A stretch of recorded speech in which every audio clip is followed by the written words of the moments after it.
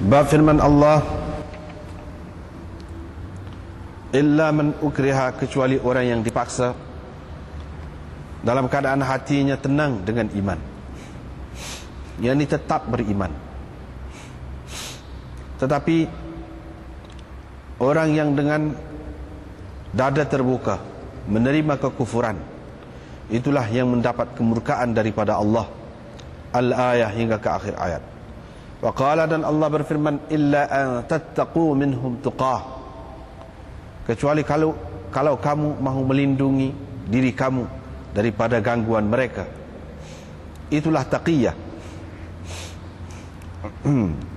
Wa qala, dan Allah berfirman, sesungguhnya orang-orang yang diambil nyawa mereka oleh malaikat dalam keadaan mereka menzalimi diri sendiri. Malaikat bertanya, fima kuntum, bagaimana keadaan kamu dahulu?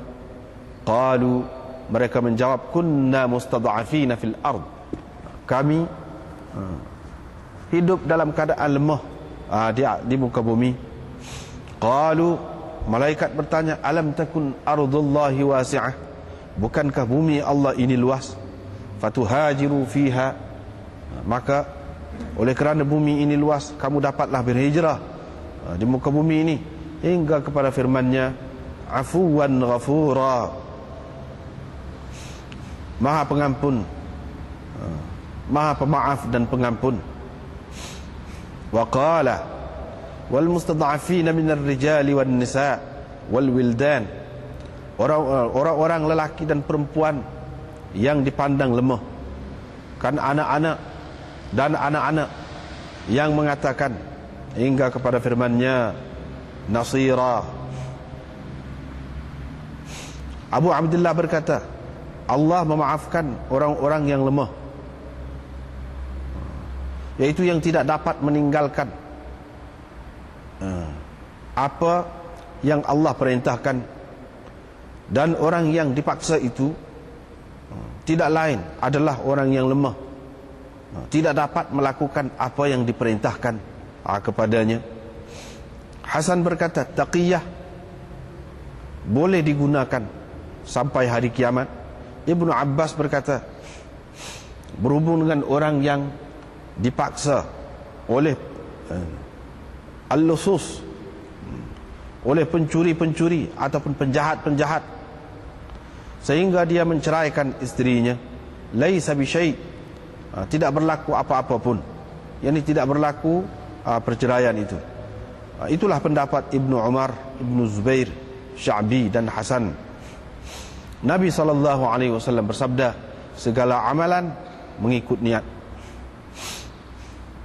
Diriwayatkan dari Abi Hurairah bahwa Nabi SAW pernah berdoa dalam sembahyang, ini dalam sembahyang Isya, dan baginda menyebutkan dalam doanya begini, Allahumma anji Ayyash bin Abi Rabi'ah, ya Allah, selamatkanlah Ayyash bin Abi Rabi'ah, Salamah bin Hisham, Walid bin Al-Walid. Ya Allah, selamatkanlah al-mustad'afin, yakni orang-orang mukmin yang dianggap lemah. Ya Allah, turunkan hukumanmu ataupun azabmu ke atas Mudar, yakni orang kafir Quraisy, Mudar. Wa ba'ats alaihim sinin, dan utuskanlah kepada mereka, lepaskanlah kepada mereka kemarau beberapa tahun, seperti beberapa tahun yang pernah berlaku di zaman Nabi Yusuf. Bab man ikhtara ad-darb wal qatl wal hawan 'ala al-kufr, ini bab orang yang memilih dipukul, dibunuh dan dihina daripada menerima kekufuran. Dengan sanadnya Imam Bukhari meriwayatkan daripada Anas bin Malik, beliau berkata, Rasulullah SAW bersabda, 3 perkara sesiapa yang ada padanya 3 perkara ini, dia akan mendapati kemanisan iman, yaitu pertamanya, Allah dan Rasulnya lebih dikasihinya daripada selain keduanya, dan yang kedua, dia mencintai seseorang, tidak dicintainya orang itu melainkan kerana Allah, dan yang ketiga, dia tidak suka akan kembali kepada kekufuran seperti mana dia tidak suka akan dicampakkannya ke dalam api. Diriwayatkan daripada Ismail, dia berkata, Qais berkata, saya telah mendengar Sa'id bin Zaid berkata, laqad ra'aituni, aku nampak lagi aku sendiri ketika mana Umar mufiqi 'alal Islam, memberkas aku kerana Islam, ataupun meneguhkan aku lagi atas Islam. Walau infadda Uhud mimma fa'altum bi Uthman kana mahquqan an yanfadda. Kalau bukit Uhud itu hancur kerana perbuatan kamu terhadap Uthman, nescaya sesuai, layak, dia akan hancur kerananya. Yani bukit Uhud itu layak kalau mahu hancur pun kerana perbuatan kamu terhadap Uthman. Diriwayatkan daripada Khabbab bin Al-Arat, beliau berkata, kami mengadu kepada Rasulullah sallallahu alaihi wasallam ketika baginda berbantalkan burdatan lahu, satu kain selimutnya. Baginda berbaring di bawah naungan Kaabah. Kami berkata, tak mahukah engkau meminta pertolongan, yakni kepada Allah? Tak mahukah engkau berdoa untuk kami? Maka Nabi SAW bersabda, sesungguhnya orang-orang sebelum kamu diambil seseorang daripada mereka, ditangkap, lalu digali tanah, kemudian ditanam di dalam tanah dia, ditanam dia di dalam tanah itu, lalu dibawakan gergaji dan diletakkan di atas kepalanya, lalu dibelah dua. Wa yumshatu, dan orang-orang dahulu disikatkan dengan sikat-sikat besi sampai disikat-sikatkan daging dia sampai ke tulang. Tetapi semua tindakan itu tidak memalingkannya daripada agamanya, yakni tidak membuatkannya meninggalkan agamanya. Demi Allah, agama ini akan disempurnakan sehingga orang yang berkenderaan dari Sana'a pergi ke Hadramaut, dia tidak takut kecuali kepada Allah dan serigala terhadap kambing-kambingnya, tetapi kamu mahu cepat.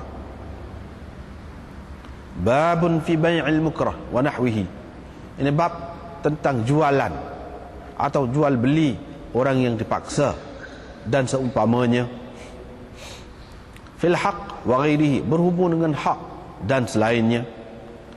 Dengan sanadnya Imam Bukhari meriwayatkan dari Abi Hurairah, beliau berkata, ketika kami sedang berada dalam masjid, tiba-tiba Rasulullah sallallahu alaihi wasallam keluar kepada kami.